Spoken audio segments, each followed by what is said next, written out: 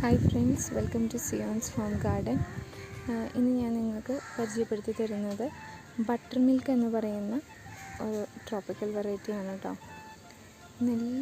നല്ല ഭംഗിയാണിത് കാണാനായിട്ട്.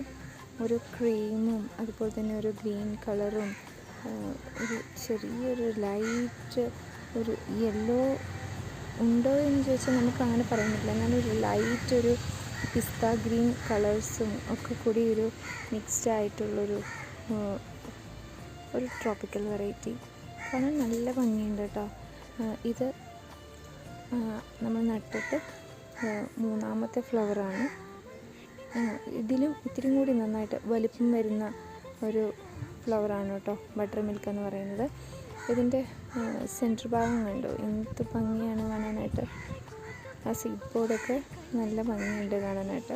എന്തായാലും നമുക്കെല്ലാവർക്കും വളർത്താൻ പറ്റുന്ന ഒരു ഇനമാണ് ബട്ടർ മിൽക്ക് എന്ന് പറയുന്നത്.